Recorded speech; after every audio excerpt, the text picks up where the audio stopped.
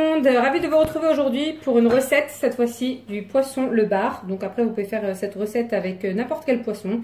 Moi j'ai choisi le bar parce que c'est un poisson que j'apprécie énormément. Donc pour cela je vais commencer à préparer ma marinade. Donc pour cela je vais avoir besoin. Donc là j'ai coupé en petits morceaux de l'échalote, un oignon. Donc je vais tout mettre dedans. Je vais rajouter toutes mes épices. Donc je vais rajouter de l'huile d'olive.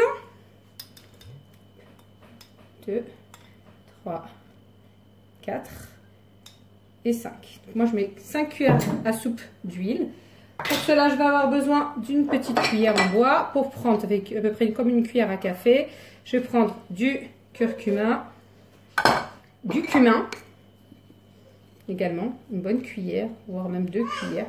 Je vais mettre 2 cuillères de chaque. Voilà, hop, tant qu'à faire.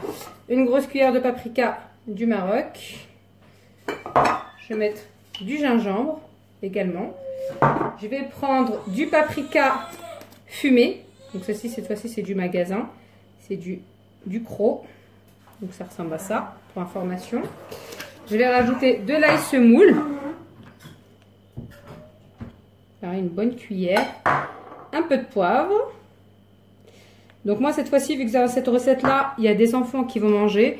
Donc là, je vais mettre du piment de Cayenne, mais je vais même pas en mettre d'ailleurs, parce qu'il y a des enfants qui vont manger. Donc on va éviter. Donc moi, j'ai pris du gros sel de mer. Je vais rajouter également du jus de citron bio. Hop. Donc du jus de citron bio, j'en mets une bonne cuillère. Je mets 3 cuillères à soupe de citron bio. Je vais prendre une cuillère de concentré de tomate. Et ensuite, je vais mettre également des herbes de Provence. Donc dedans, il y a du romarin, du basilic, de la marjolaine. Donc je vais mettre une bonne cuillère. Donc ensuite, je vais rajouter, moi j'ai toujours dans mon congélateur du persil et de l'ail surgelé. Donc ça correspond à peu près à 3 cuillères à soupe. Je rajoute également du persil que moi j'achète frais et que je coupe grossièrement. Donc hop, du persil plat. Je rajoute pareil 3 grosses cuillères. Je vais mélanger le tout. Je vais rajouter peut-être un petit peu d'huile d'olive, de l'huile normale aussi. Donc j'aime bien faire un mélange des deux. Donc juste une cuillère à soupe, ça devrait aller. J'ai préparé également du laurier et du thym que j'achète qui est déjà asséché. Je mélange le tout. Oui. Donc là, j'ai un petit peu mélangé grossièrement avec mes mains. Donc là, j'ai fait des épinards frais pour mon petit bout de chou. Donc là, je vais récupérer le jus légèrement. Donc ça fait à peu près, j'ai pris à peu près là l'équivalent d'un verre. Donc c'est un peu chaud, donc je vais éviter de me brûler. Donc si vous avez du bouillon de légumes, c'est encore mieux. Mais bon, là, au lieu de jeter le jus, je me dis, c'est pas trop mal. Donc là, on continue, on mélange. Alors du coup, je prends mon poisson. Ce que je fais, c'est une fois que j'ai tout mélangé, je mets un petit peu à l'intérieur, également un petit peu à l'extérieur, pour que ça prenne. Donc j'en mets bien dedans, pour que justement au niveau de la cuisson, ça se passe super bien. Donc là de toute façon le poisson il va réduire à la cuisson, donc je peux le mettre comme ça. Oups, je me suis piqué je crois.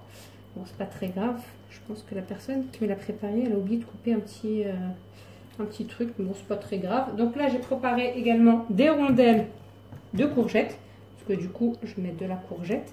Vu qu'il y a des enfants, encore une fois, je mets des petites pommes de terre. Je vais mélanger le tout. Je vais prendre également du poivron, il reste un petit peu, je mets tout. Donc du poivron jaune. Et je vais mélanger le tout encore une fois avec mes mains. Donc là, du coup, j'ai essayé de mélanger, mais je vois qu'il n'y a pas assez de liquide. Donc, je rajoute un petit peu d'eau chaude de justement mon bouillon d'épinards que je vais mélanger dedans. Parce que de toute façon, mon poisson est déjà bien assaisonné. Ça, c'est juste pour qu'il y ait un peu de sauce pour que les légumes puissent bien cuire. Je vais mettre ça comme ça. Hop, par-dessus.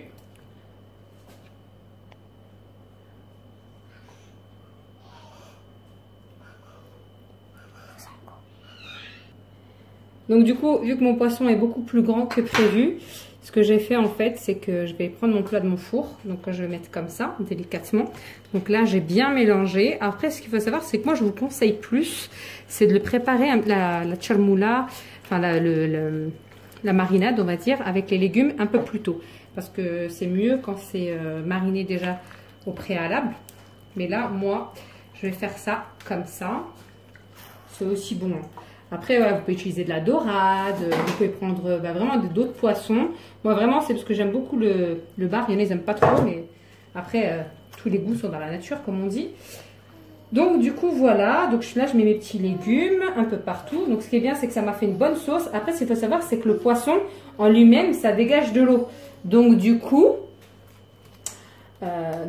voilà. Donc là, moi, je mets ça comme ça. Je vais rajouter des morceaux de citron. Voilà, des petits morceaux de citron comme ça. Après, on va mettre ça comme ça. Je vais rajouter également de la tomate. Donc la tomate aussi, ça dégage de l'eau. Bon, habituellement, moi, j'épluche les tomates. Hein. Là, je ne les ai pas épluchées. J'utilise directement tel quel. Donc là, j'ai mis mon four à 200 degrés. Donc voici ce que ça donne. Donc là, moi je vais le couvrir d'un papier cuisson, parce que personnellement je n'utilise pas de papier alu. Je le mets à 200 degrés dans mon four. Je pense que je vais le laisser au moins 40 minutes. Donc après c'est selon le poisson, vous verrez au niveau de la cuisson. Voilà, tout de suite. Et voici ce que ça donne après cuisson. Donc franchement j'ai laissé du coup 25 minutes. Ça a l'air excellent. Donc il ne me reste plus qu'à vous souhaiter un bon appétit. Donc n'hésitez pas à retrouver la recette sur Sonia Cooking.